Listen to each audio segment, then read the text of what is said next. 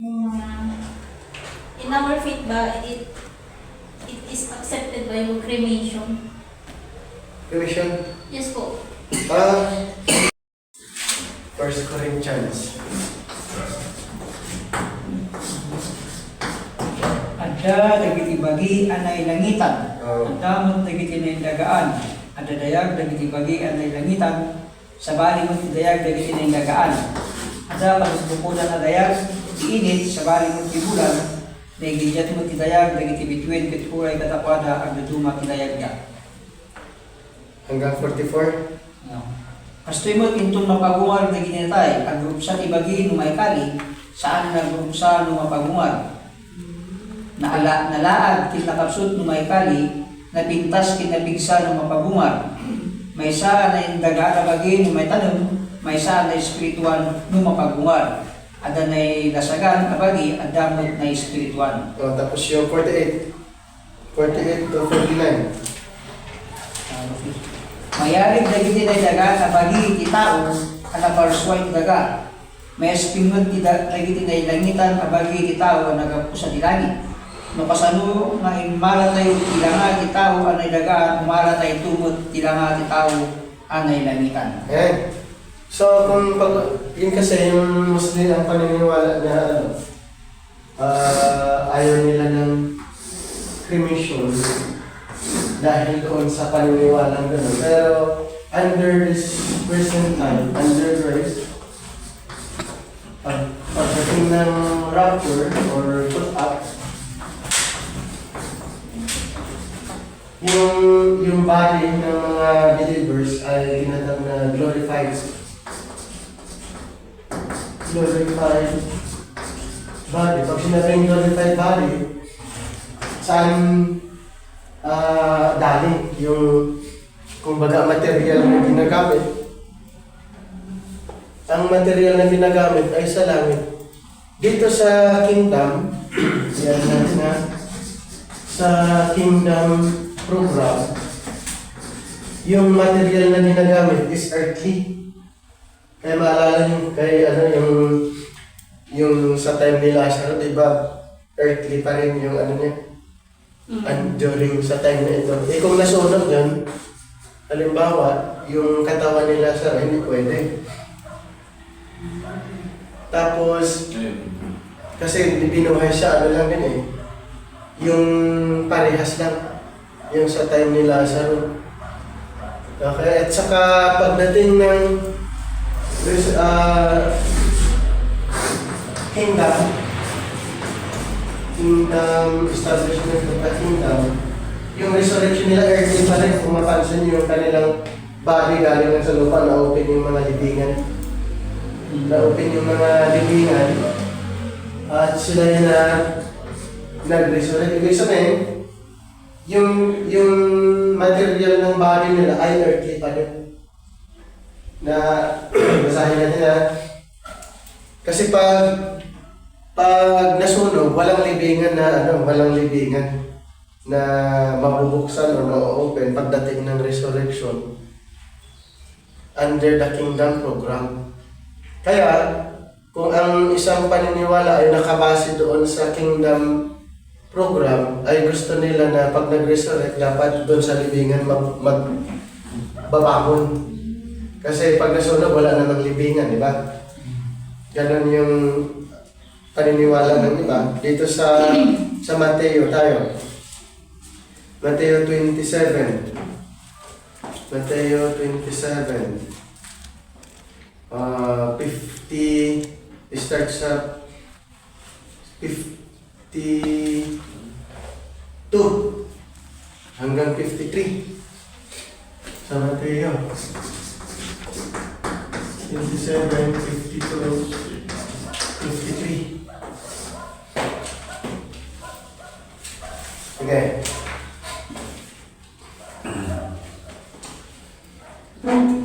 Naglukad bagay tanim, kit naglukad bagay aduha, nagtuan ang kapao. Limor na bagay tanim, kit kalpasan ti panabungan ni Jesus, napanda iti nasantuan ang God, na napakitaan, kinakuha na bagay adu at tao. Na tingnan nyo, kung cremation, walang mabubuksan na libingan, tama? Walang mabubuksan na libingan pagdating ng resurrection. Kaya, ang karamihan, lalo na kung ang kanilang pinaniniwalaan ay din under sa time pass, under sa time pass, ayaw nila yun, na dapat living yung taong namatay kasi pagdating ng resurrection, mababangon sila doon sa libingan. Pag cremation, walang babangon sa libingan at sabihin nila, wala na sa Bible yun, sasabihin nila. Kasi ang nasa Bible ay dapat ilibing at pagdating ng resurrection ay mabubuhay at yung ma-open yung mga libing. Mas na may mga group of denomination na ayaw nila. At isa pa, traditional. Pagdating ng November 1, di ba pupunta mostly yung family sa libingan. Isang dyan, may either sabihin nila ay sa Bible, dapat yung makikita na mailibing para sa resurrection ay doon lang din sila. Kung doon sila inilibing, doon din mabubuhay. Di ba may iba pang mga post sa Facebook, inilibing nila yung mahal sa buhay tapos nagpa-picture pa siya na darating ang panahon sa libingan ito, dito din siya babangon. Tama? So, under grace, iba. Under the grace program, ang ating body ay heavenly. Yung heavenly body. So, ang ating katawan ay babaguhin pagdating ng cut-up. Pagdating ng time na ito, babaguhin ang ating katawan into glorified body. Balik tayo saglit sa 1 Corinthians 15, sa 52-53 naman, na babaguhin ang ating katawan.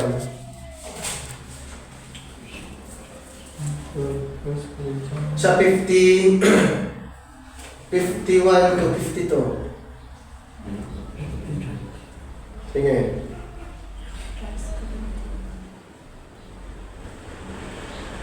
First Corinthians 15.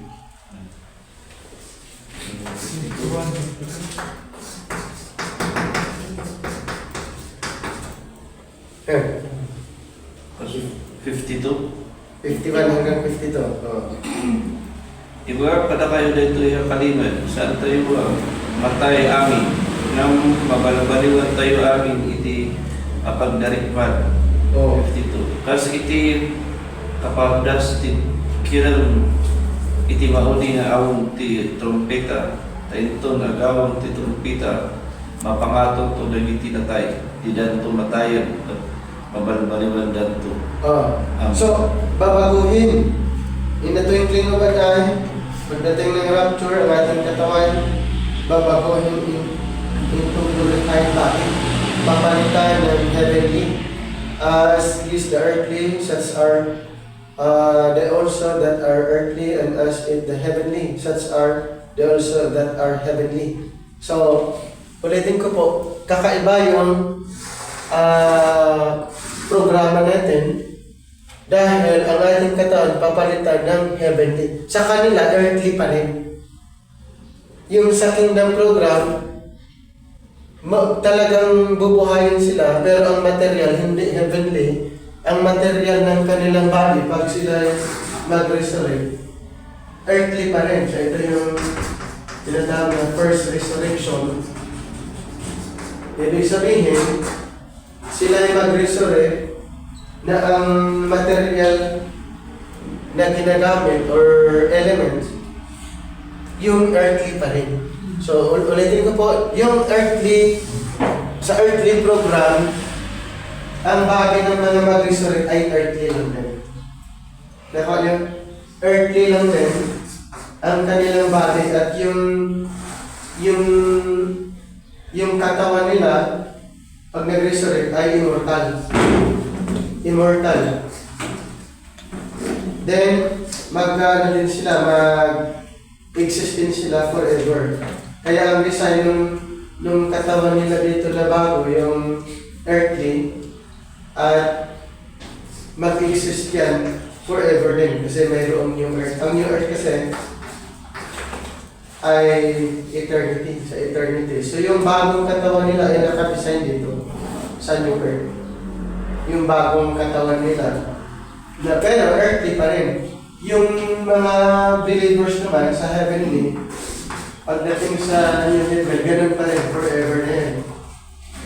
Forever. So heavenly body, nakadesign sa heaven. Yung earthly body, pag nag-resurrect, nakadesign pa rin dito sa earth hanggang eternity. Kaya, yung sa kingdom program, ay makikita talaga na pagdating ng resurrection, makikita yung yung ibingan at may makikitang mabubuhay.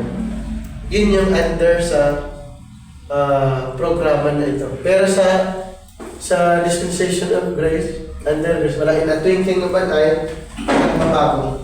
At ang katawan na earthly, papalitan ng heavenly. Ngayon, cremation o hindi cremation, hindi na yun ang issue.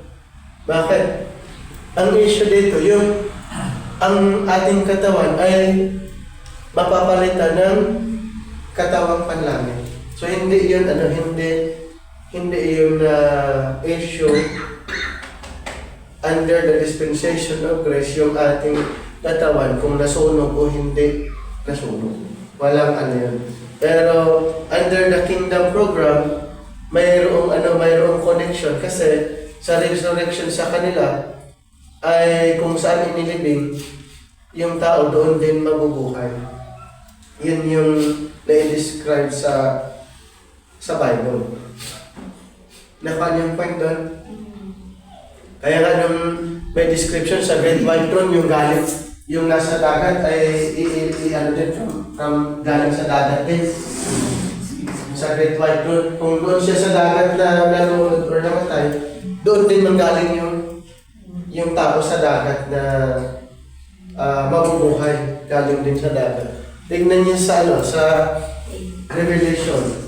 Ito yung second resurrection naman. Ibig sabihin ng mga unbelievers. Revelation 20, dito sa 14, 13 to 15 na lang. So, ito naman sa Great White Throne. Sa Great White Throne naman yun. Yung galing sa dagat ay mabubuhay din sila. Sige. Inyulang itao, dagay tinatay, magda, kulkuana. Inyulang, mit ni patay, kenti hadis, dagay tinatay, magda, kadakora. Nakundaan kas, malurut iti, inalamag da. Kalpasan na, etapwak, ipatay, kenti hadis, iti ganaw, ti apoy. Dahil ito'y adanaw, ti apoy, ti may kadwa nga ipapatay.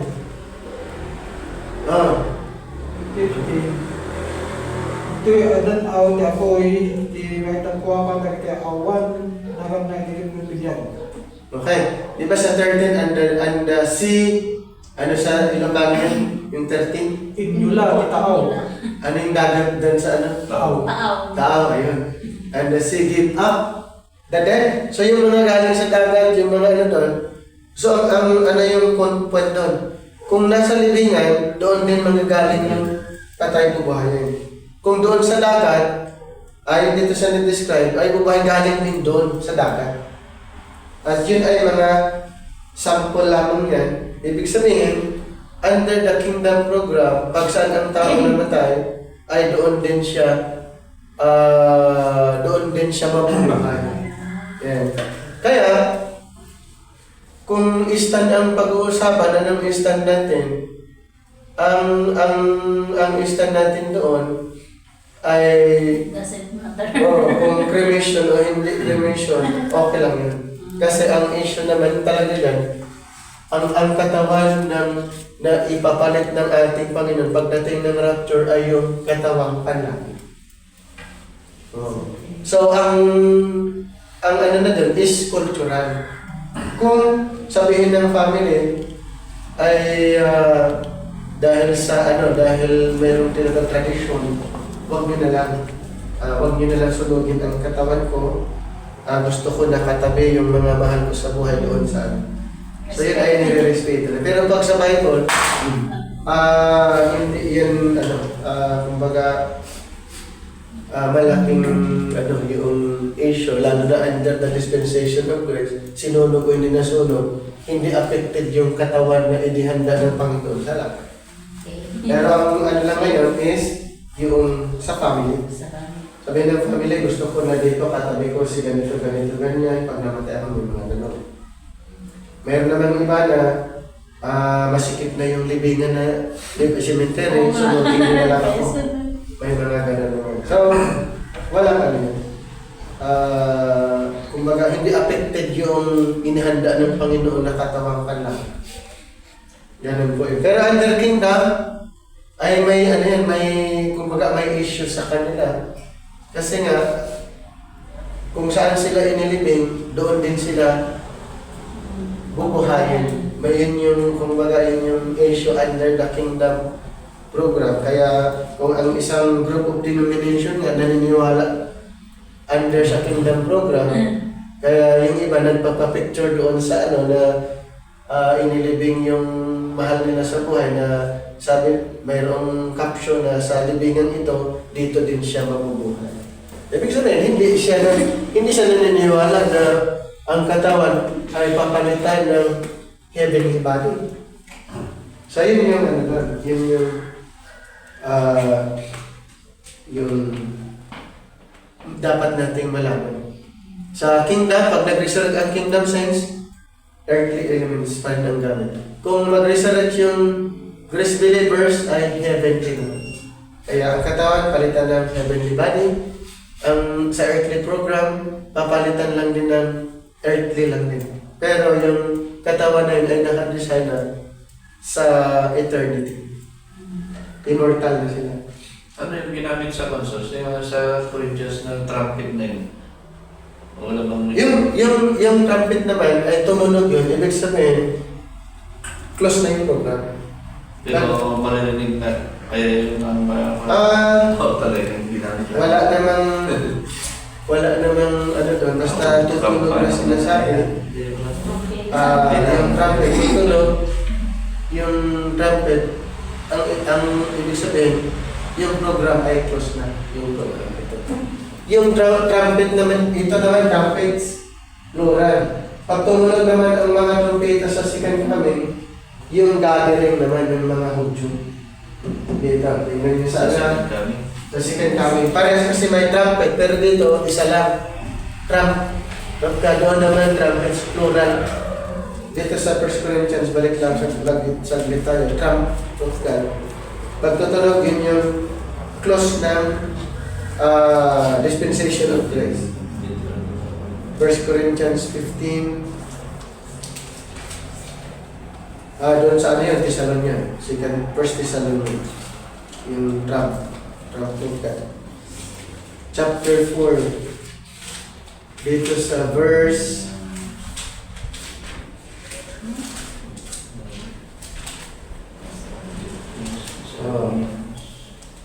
sa verse 16 to 17.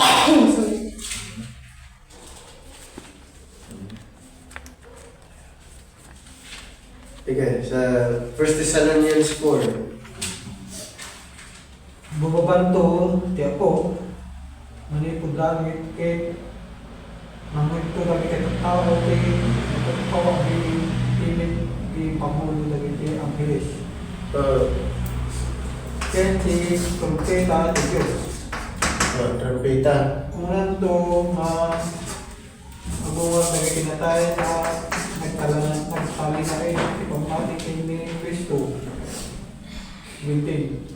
kalpasan na datayo asilyan ikineta tempo urunong tayo to amay kuyo kadakwada iti ayan dagiti ulit takno abten tayo ti ako ije tanga iti basta saka itong datayo iti din na ti ako. Ayan. So, yung pagtumunog yan, close na yung program. Ang under the kingdom, pag tumunog naman yung trumpets, gathering ng mga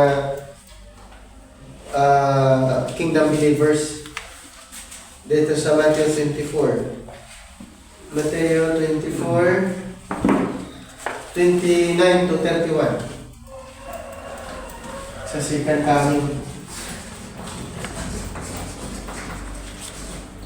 Matthew 24, 29 to 31.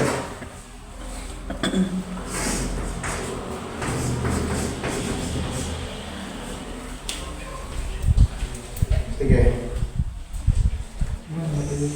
Trumpets naman dyan. Matthew 24, 29 hanggang 31.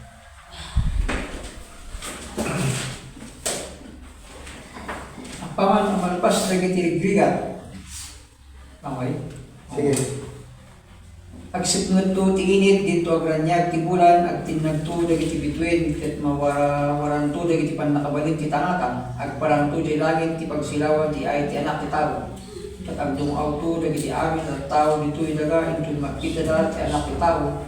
Tirabaw dagiti ulog ti langit nga umay nuan pannakabalin ti naintaklan na dayag. Agunin to itakkel at trumpeta. One trumpet lang din, pero malaki sige. Katibawon to ti anak ti tao dagiti ang inis na kadagiti upat asuli ti lubong. Sadan to runungan dagiti tao pinili Dios manipod ti may sapong to daga aging kahit sakali. So ang kaiba nito, pag tumunog naman dito, gathering. Gathering ng mga kingdom believers. Pag tumunog yung trumpeta.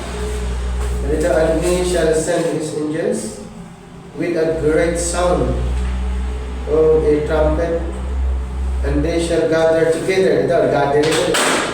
Shall gather together his elect, yung mga kingdom believers, from four winds, from one end of heaven to the other. So yun yung kaibahan. Dito naman, pag tumunog yung trumpet, close na ang program. Doon naman pag tumunog yung trumpet, gathering ng mga believers. So yun yung ang tanong, naririnig ba? O na tumunog? Walang masyadong kumbaga malinaw na doon. At kung tumunog, sino yung makakarinig lang?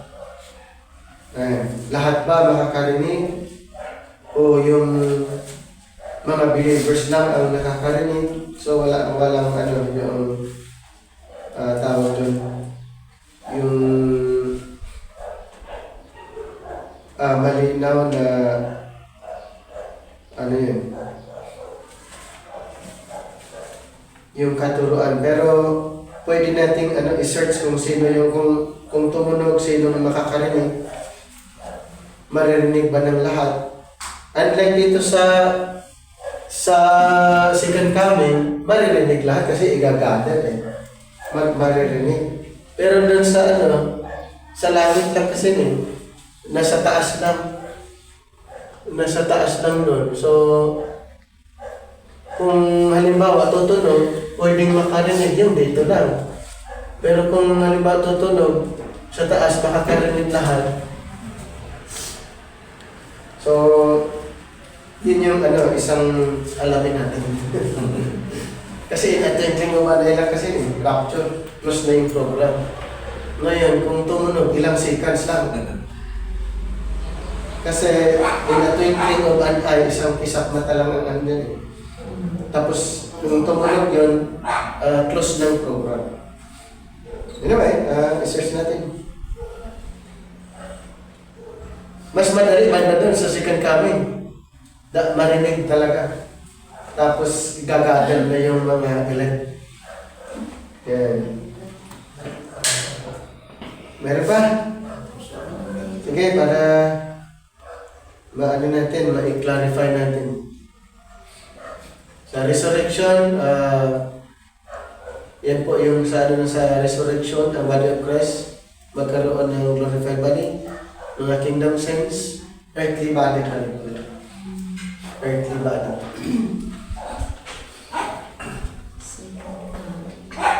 Ako din. Sige.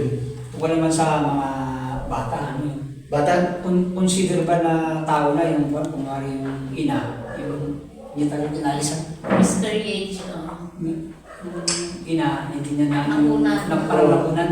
Mm. Consider na ba na tao yung kung? Oo, tao pa rin, tao na yun pa rin.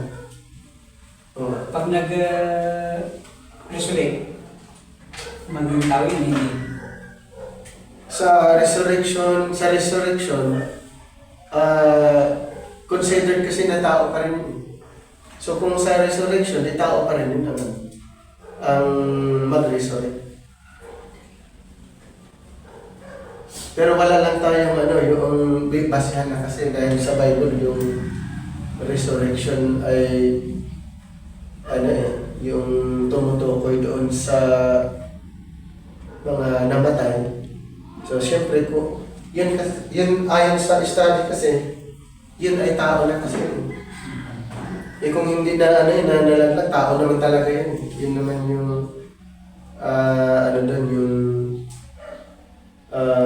magiging resulta.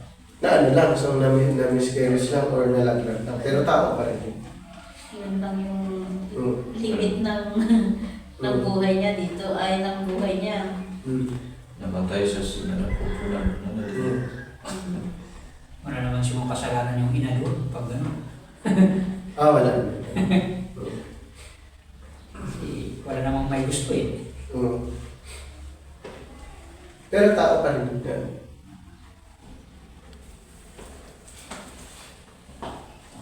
Ayun.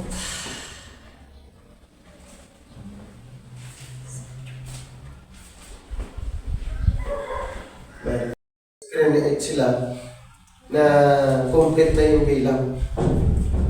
Walang pwedeng idagdag doon.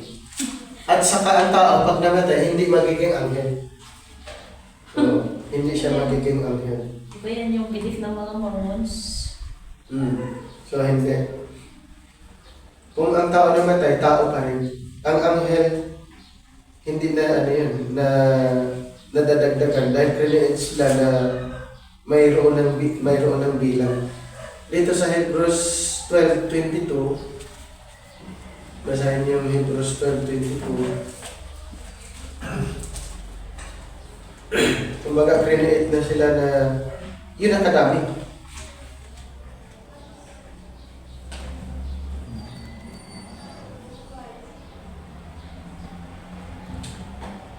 Sige, Hebrews 12:22.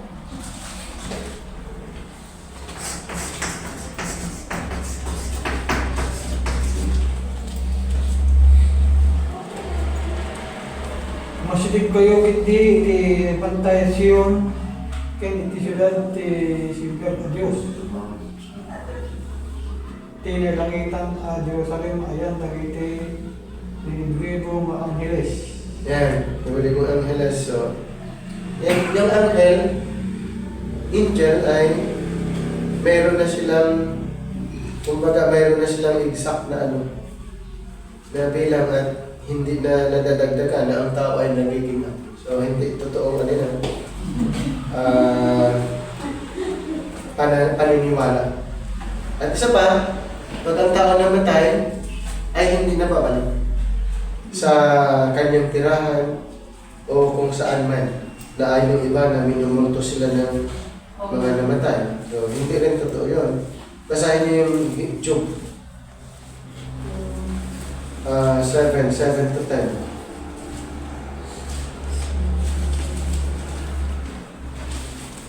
Job 7:7-10.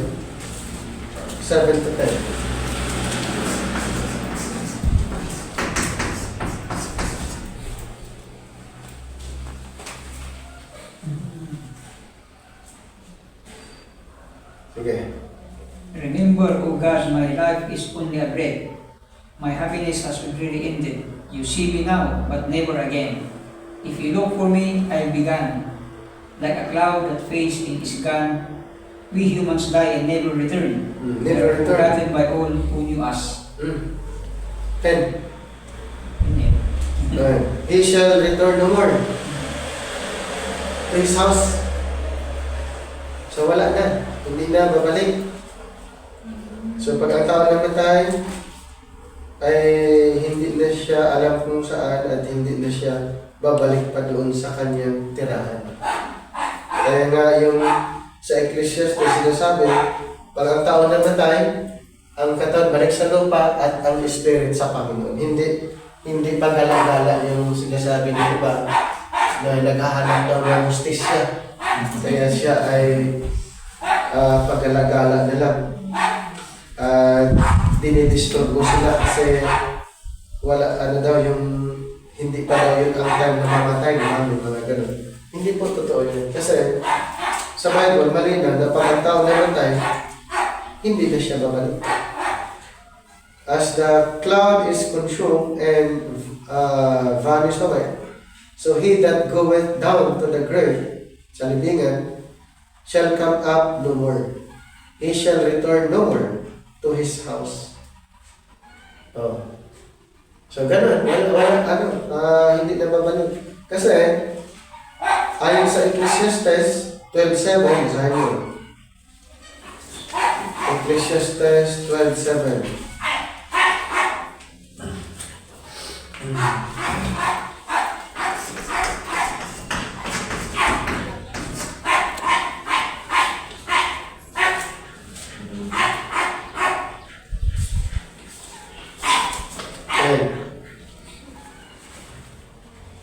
Ang sublinton, ibagi tayo, itapok, itaga, itagsublinton, nakakais, bigyan ng Diyos. Yan. Nakapuan na. So, pag namatay ang tao, yung ating katawan, since galing sa lupa, babalik sa lupa. And the spirit shall return unto God. To give it. To give it. So, Ibig sabihin pala sa mga Indian yung paniniwala nila yung mga patay nila bumabalik sa pamamagitan ng mga hayop. Ang tawag doon, wala, hindi reincarnation. Oo, reincarnation. Wala, hindi totoo yun. Oo, Ang hayop namatay, o hayop, iba ang hayop, iba ang tao. So, ang tao hindi pupunta sa hayop. Yun ay hindi biblical. Pagkasulot. Hindi biblical yun. Opposite. Kasi pag ang tao namatay, ayon sa Bible, balik sa lupa yung body, ang espiritu balik sa Panginoon dahil siya yung nagbigay. So hindi pupunta sa mga hayop, sa animals. Kaya pag may pupuntang ipis sa bahay niyo, huwag niyong patayin kasi yun yung mga ninong. Espiritu na mga namatay. So, hindi po, hindi supported by the scripture. So, mali na paniniwala niya. Wala sa Bible. So, kung ang tao pag namatay, malinaw, balik sa Panginoon ang espiritu at balik sa lupa yung body. Dahil create tayo na ganun, balik tayo sa Genesis, sa creation. Genesis chapter 2, verse 7. Kung paano create ang tao. Sa Genesis 2:7, sige.